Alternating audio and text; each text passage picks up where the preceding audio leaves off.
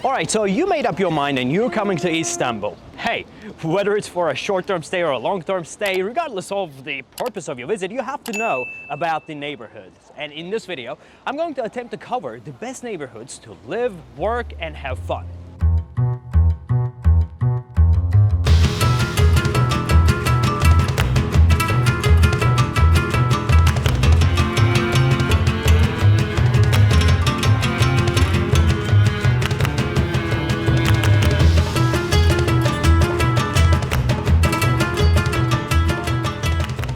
Video, I'm going to focus only on the central Istanbul to keep the video as short as possible with a lot of information and also make it relatable to more and more people.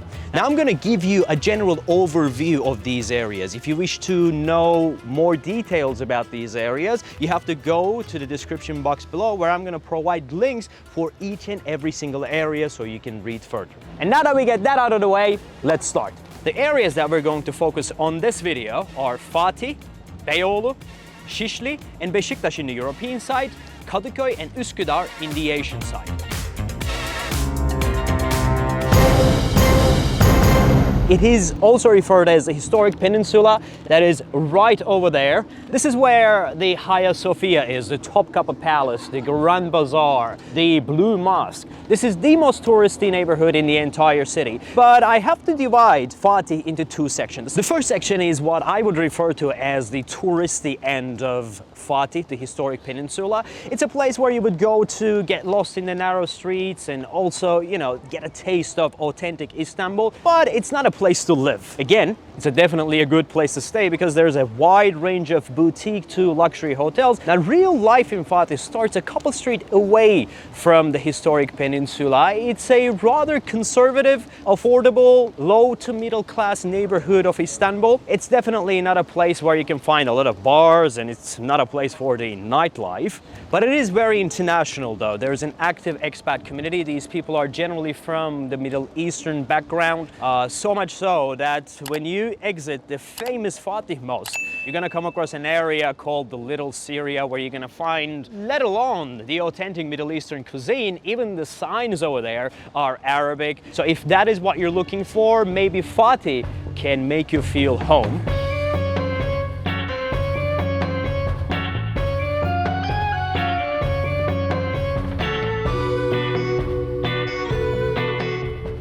And you can rent a 2-bedroom, 100 squares of an apartment in Fatih right around $300 to $400 per month.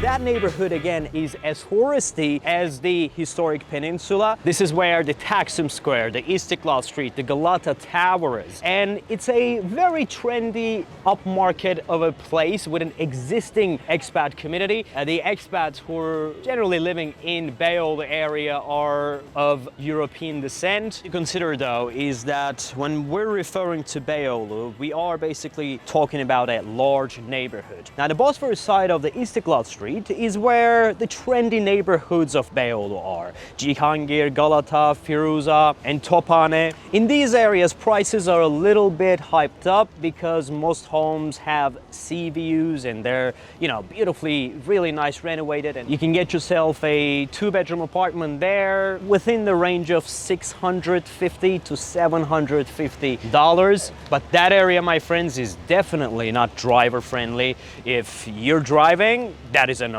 The other side of Istiklal Street is where the ghetto starts. It is where we refer as the Dolapdere, Tarlabaşı, and Kasımpaşa neighborhoods. If you were to go to that place 10 years ago, you would be afraid to walk on the streets. It wasn't safe at all. But today, it is being renovated and new projects are coming along and it is being discovered more and more by foreigners. Plus, it can provide you affordable stay. But again, there is no comparison between the two sides of the Istiklal Street. But again, this is not unique to Beyoğlu. This is basically Istanbul for you guys. I mean, in this city, street by street, a lot can change, and Beyoğlu definitely is a prime example for that.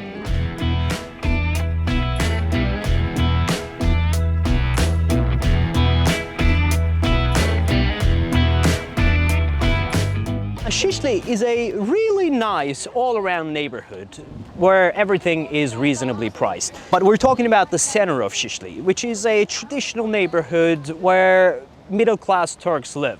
But it also hosts a good number of foreigners too. And traditionally, the area has been inhabited by Greeks and Armenians and Christians. And even today, there is an existing Armenian community in Şişli center. You can get yourself a typical two-bedroom, 100 meter squares of an apartment in Şişli center for between 350 to 450. But don't be fooled by its average looks. Şişli can be very well expensive and very well trendy. I mean, for example, take a look at the Nişantaşı neighborhood. That is the fashion district of Istanbul. That is where the luxury brands are, the trendy cafes, the very nice restaurants, renovated old buildings. One thing special about the Nişantaşı neighborhood is that you can be whoever you want to be there. You can dress the way you want to be, and you will be appreciated because it has a very inclusive, very open-minded culture about it. So if you're thinking about renting a two-bedroom apartment in Nişantaşı, take the price in Şişli, put a couple $100 on top of it, 700, maybe 750. It can even go up to 800, even $1,000. But that is, again, for a good apartment in Nişantaşı. I'm not talking about those very old basement floor type of places. Now, one thing you need to consider about Nişantaşı is that it is definitely not driver friendly. It is always congested. Finding a parking space is a big headache, and everything there is very, very pricey, and it is questionable if it is worth it. But where is worth it though is Bomonti.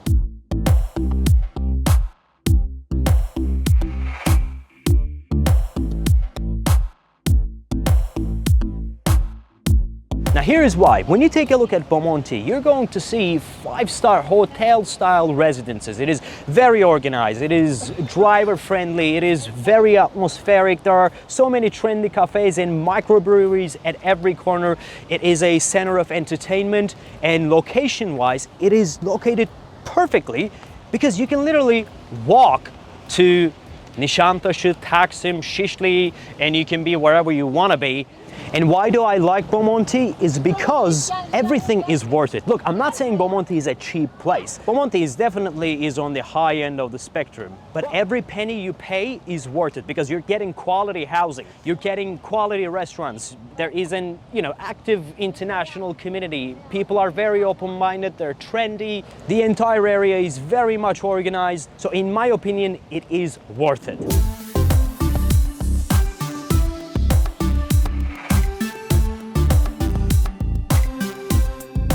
Beşiktaş is one of the biggest municipalities in Istanbul, and it's not the Beşiktaş center that we're talking about. It includes places like Levent, Bebek, Ortaköy, Arnavutköy, and many more amazing and cool places. But let's talk about Beşiktaş Center. Beşiktaş Center is where people go to have fun. That's where the young people are. That's where young people go out to enjoy, as the area offers a very vibrant nightlife. As far as the housing is concerned, I'd say that it's a little pricey. You're again looking at 550 to 750 range for a two-bedroom apartment. But when you combine the feel of the area, the location, and the things that it offers, that money kind of makes sense. But the only downside of Beşiktaş Center could be poor housing, because let's face it, it is a slightly old neighborhood, and the homes and the apartments there aren't structurally perfect. So if you're looking for a luxurious place in Beşiktaş, that comes with a premium.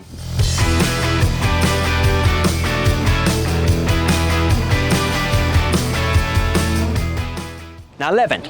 Levent is one of the financial centers in Istanbul. That's where the high-rises are, that's where the mega shopping malls are. It's a great place to work, as most of the headquarters of the major banks and major corporations in Turkey are located in Levent. But here is what you need to know about Levent. Now, what makes that area is Büyükdere Avenue. And just like the both sides of the Istiklal Street, you take Büyükdere Avenue. One side of it is very peaceful, very calm, full of greenery. That's where the villas are. That's where sort of like the famous and rich people of Turkey live. If you go further down to the Etiler area, That's where you can find some of the mansions with Bosphorus views, and that area stays on the expensive end of the spectrum. But again, come back to Büyükdere Avenue and go to the other side, and that's where you're going to find a lesser organized, more densely populated, lesser green area of a neighborhood. Now here's the thing, if you're working in Levent and if you want to find affordable housing, you have to go to the other side of the Büyükdere Avenue. But again, I wouldn't really recommend that area, especially if you're driving, because it is crazily congested. But if you're okay with how it is and how it looks, it comes with a low price tag that might make you happy. Now Ortaköy, this is where when you Google Istanbul, one of the first images that comes up is that image of the Ortaköy Mosque and the Bosphorus Bridge itself. And as you can tell, it is a very touristy area. The center of Ortaköy that's where you can find a lot of handcrafts and stuff that people sell to tourists, and it's a great area to enjoy, sit and drink with the beautiful view. But there is also the neighborhood side of Ortaköy, and what is special about that place is that it has a very strong international community. If you're a foreigner and you're looking for a place with an existing expat community, Ortaköy might be a place though. The good thing about it is, although some apartments, well actually most of them, great, in fact some of the best views of Istanbul, the downside is those apartments are a little pricey, but for what you get as the actual product, the actual house, in my opinion it's not worth it, because most apartments there are, you know, old and not really properly refurbished and restored.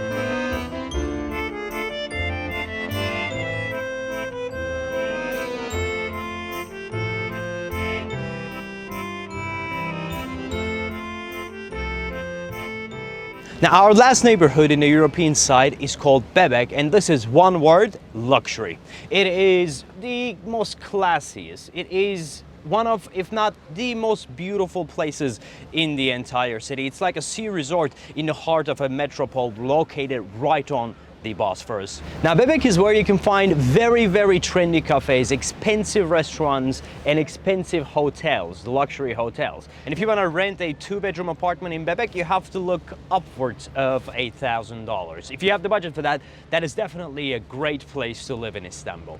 All right, now that we got the European side down, let's talk about the Asian side.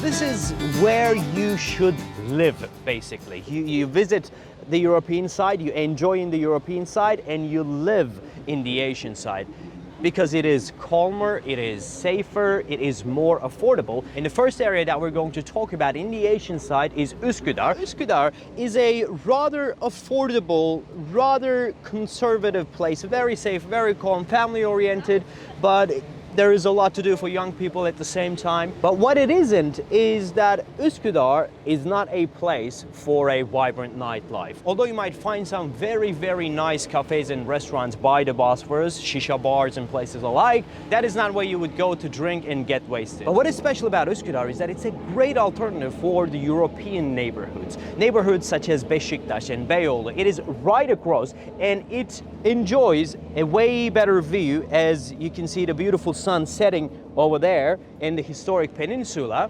You can get yourself a very nice 2-bedroom apartment, even with a partial sea view, starting from $350 to $400, $450, and that is, to me, is a great deal. I have a lot of friends who are living in this side, Üsküdar, and they just can't get enough of this place. But Üsküdar is a very large area. I mean, it doesn't only have those, you know, humble Asian neighborhoods that are affordable. It also has very upmarket, very trendy places. I mean, take a look at Çengelköy and some, you know, mansions by the Bosphorus. The prices of them are huge. But in my opinion, it is definitely worth it. If you're gonna get yourself a Bosphorus view place, definitely look at the Asian side.